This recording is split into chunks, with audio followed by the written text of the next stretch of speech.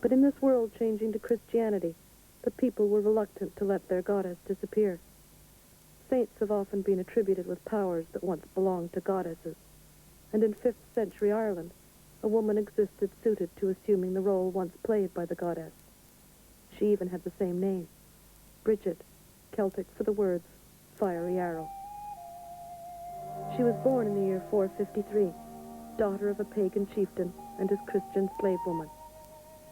When Brigid was still very young, her mother was sold, and Brigid, too little to be of any use to the chieftain, went along with her mother. They went to live with a Druid priest, and he became foster parent to Brigid.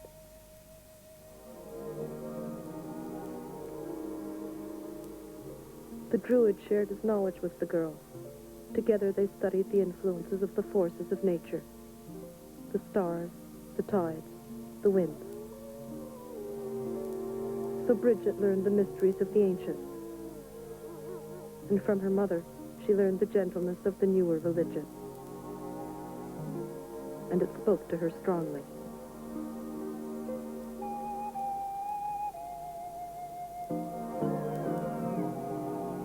The island was in turmoil, small factions warring with each other. Maybe in another time Brigid would have become a Druid priestess, but the love and gentleness of Christianity attracted her. She chose to become a nun. In County Kildare, Brigid and 7 other women gathered to take their vows. Bishop Mel, a nephew of Patrick, is to officiate and perform the ceremony. Mel began to recite the words, but they were not the words for a nun, nor were they for a priest. This had not happened before. Mikhail, the bishop's assistant, tried to stop him. Mel was consecrating Brigid a bishop. To the anxious Mikhail, Mel said, "It is the will of God. It shall stand." And so Kildare had its first bishop. This story is well authenticated that St. Mel of Longford conferred upon her episcopal powers, which not only she wielded, but her successors right down through quite a number of centuries, I would suggest, to the coming of the Vikings 500 years later. And that meant, in a sense, the ruling of a wide parochia, as it's called, of about 60 local churches. At Brigid's monastery, women learned skills and were able to make use of their strengths. The monastery offered the women an alternative to marriage.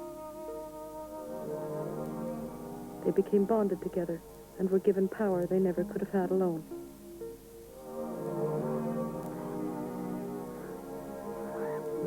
But Brigid, aware of the need beyond her own community, traveled across her island.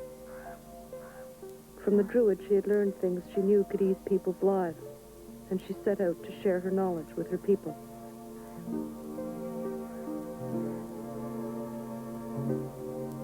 Brigid's sense of justice was unerring. People would often ask her to mediate in disputes, and she always settled things fairly. She is known for land reforms which protected the rights of women and poor farmers.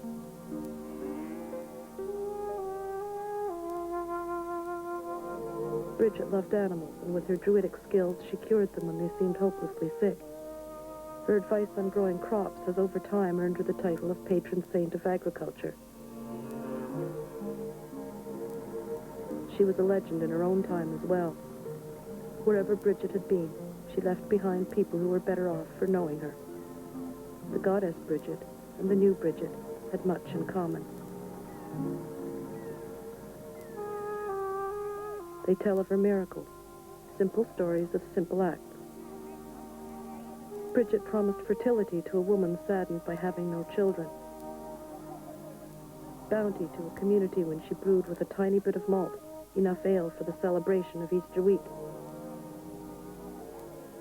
She gave a lovesick soul a potion, and when it was sprinkled, love was awakened.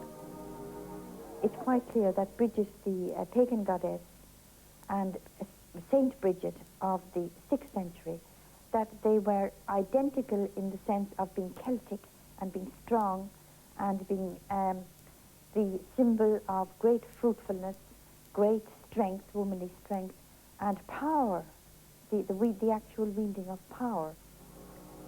There were many who came to Brigid seeking her counsel, drawn to her power. The community grew, drawing men into its circle. Brigid appointed a solitary monk, Conleith, to be her helper and administrator to the men. Kildare became a double monastery. The women studied poetry, healing, agriculture. They illuminated manuscripts with patience and dedication. Brigid, the Celt, the foster daughter of a druid, would from time to time return alone to the wilderness. In the tradition of the Celtic priestesses, she would renew her closeness with the earth. The earth spoke. Nature retold her secrets. Her power was recalled.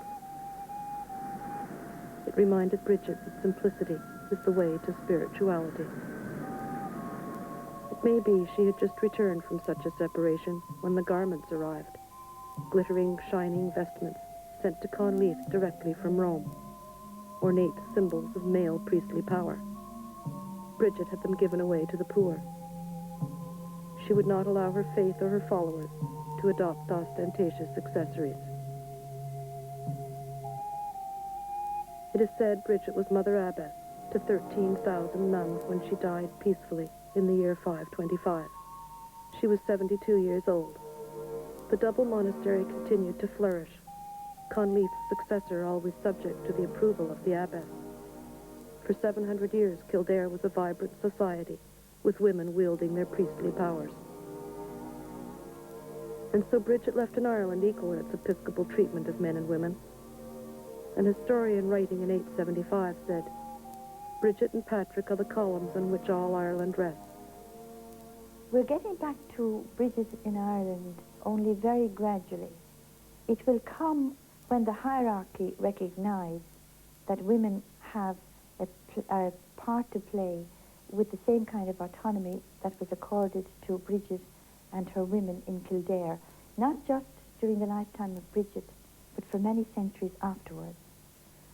It will occur for the ordinary folk when they realise that Brigid, as she was venerated both in her lifetime and afterwards for a number of centuries, represented the right kind of power that women have and should exert.